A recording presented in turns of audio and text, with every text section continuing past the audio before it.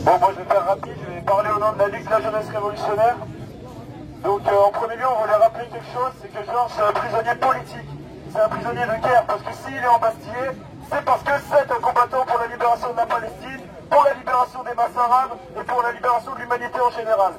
C'est un combattant communiste et c'est pour cela que les impérialistes ne veulent pas le pardonner. Notre tâche, c'est de stopper la tentative d'assassinat lente de Georges qui se déroule sous nos yeux depuis plus de 37 ans.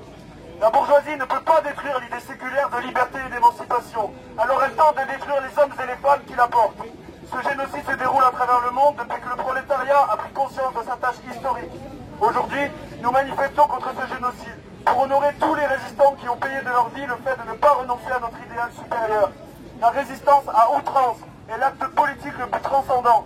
Il y a 36 ans, les camarades du Pérou nous ont montré la façon de se comporter, d'être à la hauteur de l'époque, lors de la glorieuse résistance des prisons de Fronton, Callao et Lurigancho, où plus de 200 militants et combattants ont donné politiquement leur vie, car décidés par le Parti communiste du Pérou, afin de montrer au monde ce que le prolétariat est prêt à donner pour son émancipation. La mort est éminemment politique pour un révolutionnaire. On ne la sépare pas de la vie. Nous vivons et mourons pour la révolution, car il y a toujours deux aspects dans une contradiction. La résistance du camarade Georges est elle aussi un acte politique transcendant. Il incarne l'esprit de résistance, mais plus important celui de rupture, avec des décennies de renoncement, de capitulation et de trahison.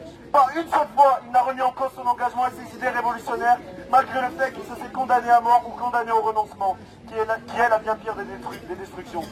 Le camarade Georges se sait faire partie d'un tout. Il place sa vie dans ce cadre-là, c'est-à-dire dans l'objectivité de la révolution prolétarienne mondiale. C'est là la grande rupture dont nous avons besoin dans nos métropoles impérialistes. L'impérialisme pourrissant écrase toujours plus les masses par son pouvoir politique, social et culturel. Il tente de faire des prolétaires des sujets soumis et dociles. Cela passe toujours plus par la mise au centre du subjectivisme. Cela rentre directement et toujours plus en contradiction avec la collectivisation de nos subjectivités requises pour la révolution prolétarienne. Et c'est, nous pouvons l'affirmer, la grande bataille de nos années de basculement.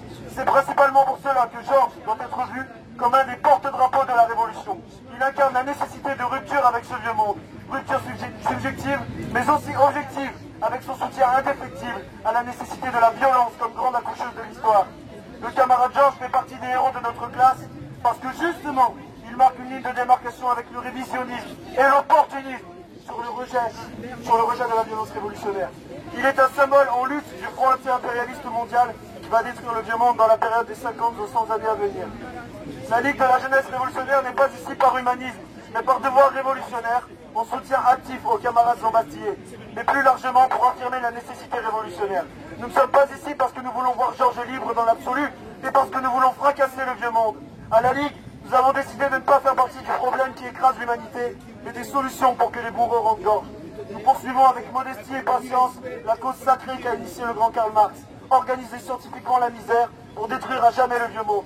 Les capitalistes veulent faire payer la crise au prolétariat, avec la dette, l'inflation, avec la militarisation, en réactionnarisant toujours plus l'État républicain en décomposition. L'époque est celle-ci, la crise est là, mais le principal, c'est la tendance à la révolution. Nous sommes aux portes d'une nouvelle vague de la révolution prolétarienne. Il est temps de mobiliser, d'organiser et de politiser les masses pour être à la hauteur de la plus grande époque qui connut l'humanité. En ce sens, nous nous inspirons des héros de notre classe, dont le camarade Georges Ibrahim Abdallah est un des plus fervents représentants. Il est temps d'exproprier les expropriateurs et de fracasser le vieux monde. Vive le camarade Georges! Vive la glorieuse résistance des camarades du Pérou et l'héroïque résistance palestinienne! Non au plan d'assassinat contre notre camarade Georges! Et vive la jeunesse prolétaire de France, car elle est l'avenir!